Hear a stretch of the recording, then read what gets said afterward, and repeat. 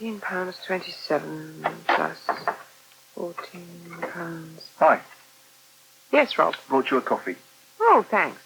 Put it down on the desk, will you? Sure. And done the accounts? Yes. Oh, I'll leave you to it then. Hang on. Yeah? Sit down for a minute, will you? Close the door. Oh, right. Rob. Yes? When I got home last night, Matt was still awake, and he told me that you weren't going to help him with his bath or have anything more to do with him. Is that true? Till this company starts to be run along properly commercial lines again, yes, that's about the size of it. He hadn't got things wrong then. There was no misunderstanding. None. Have you any idea how much Matt cares about you? How do you mean? He thinks of you as one of the family. You must be aware of that, surely. Hasn't it occurred to you just how deeply you must have hurt him? Just marching out like that? Don't think I did it lightly, Lynn. I don't see why you had to do it at all. I did it for your sake, mostly. For me? And for the sake of this restaurant. I like working here, and I don't want us to go out of business. Oh, there's no chance of that. Oh, come on. Staring you in the face. I don't need a calculator to tell me that takings are down. I can see it all out there. Dissatisfied customers, the place half empty, and you know it as well as I do. Things will pick up. No way. I've seen this sort of thing happen before, and when the slide starts, it takes a lot of stopping. Rob, forgive me, but your dislike of Andre is obviously colouring your judgment. You said I disliked him. I just think he's in the wrong job, that's all. He should be back at the freezer plant or in some big hotel. If hitting Matt where it hurts is going to wake him up to reality, well, I'm sorry, but I'd do it all again. Okay, I'll talk to him. Let him make the first move. He's supposed to be the one who's loaded with business acumen. He needs your help. He's not going to come to me, is he? He might. The way things are humming up there, never. Besides, this was my doing. Matt wanted to expand. I thought losing Andre might stop him. I must have been out of my mind. Will somebody open this door? Matt! Just a minute. Hello, Lynn. Oh. You're still here, are you? I was just leaving. Goodbye. See you, Lynn.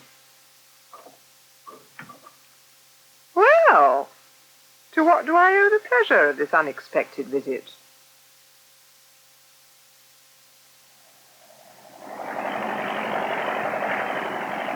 This is the life, eh, Jeremy? Great. I like this bit of the river. Have you calmed down now? Huh? Oh. Oh, yeah, I guess so. You were very angry with Matt, weren't you? At the freezer plant. Sure as hell was.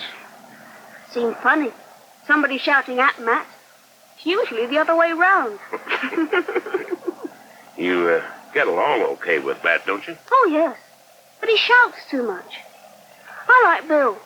But you like living with Lynn. That's terrific. Except it's not very good just now. I think maybe things will be back to normal before too long. Why? Because you shouted at Matt. That, well, it may have something to do with it. Well, I hope you're right.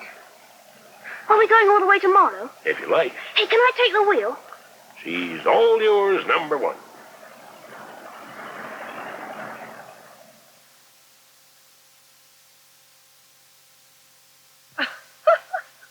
Oh, Matt. Well, I don't think it's funny. To have both chefs walk out on you, I think it's hilarious. Why didn't you tell me before? Well, look a right idiot.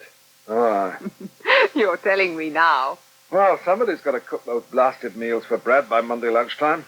And there's nobody else I can ask. You want Andre back? Please. Bill thought it'd be far the best, too.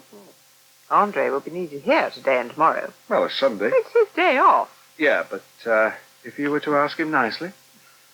Well, I'll see what I can do. A little financial inducement might help. Oh, while you're at it. Yes. I see how he feels about coming back to the freezer plant, working up there for good. Ah, and what about how I feel?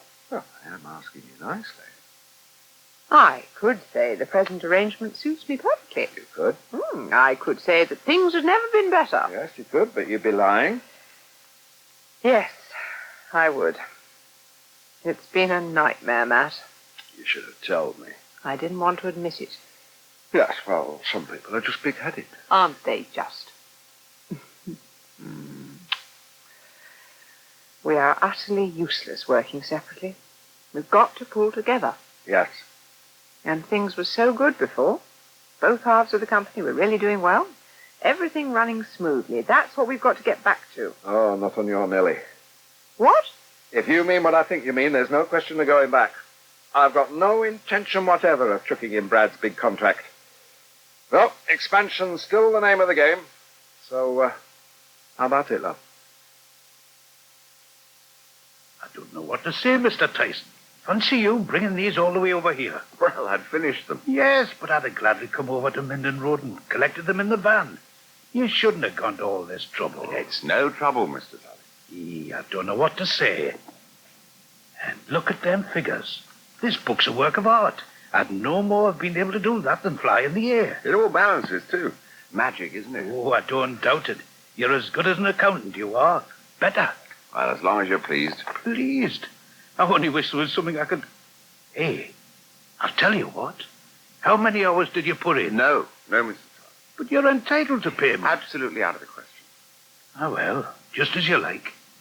You're not offended, though, are you? I wouldn't like you to No, think... no. Of course not. And if I get into another muddle, you won't mind if I turn to you again. I'd be offended if you didn't. That's all right, then. Hey, sit yourself down. Thanks. Oh, I did have another reason for coming apart from bringing the books. Oh, aye? Last time we chatted, I said I might be able to help you out on a more regular sort of basis. Come over a couple of evenings a week. Yes. Well, that may not be possible. Oh. There are several reasons. First being that Liz has applied for the editorship of the Hampstead Herald. As you know. I doubt very much if she'll get it. Women newspaper editors aren't exactly thick on the ground. What's much more likely to happen is that the appointment goes elsewhere, and she'll feel unable to go on working at the Herald at all. And in that case, I should have to get a full-time job. I don't really want to do that yet, but either way, it'll be a bit difficult. No, I'll manage. Don't you worry. I'll still be able to help out in emergencies. Understood. And I'll keep my fingers crossed for both of you. That's very kind. Now then, how's young Jeremy? Oh, he's well. Is he still coming over to you for the half-term? Sore point, I'm afraid. Oh? His mother's arranged for him to go down to his grandmother's in Maidenhead. In fact, he'll be down there by now. But don't you think he'll have a good time there? He'll have a whale of a time. Well, then. You're quite right, Mr. Tulley. I'm being totally selfish. I don't see enough of him, but the way things are at Minden Road just now, with all the uncertainties and my father, He's probably a darn sight better off down there. Hey, have a brandy. Thanks, I think I will.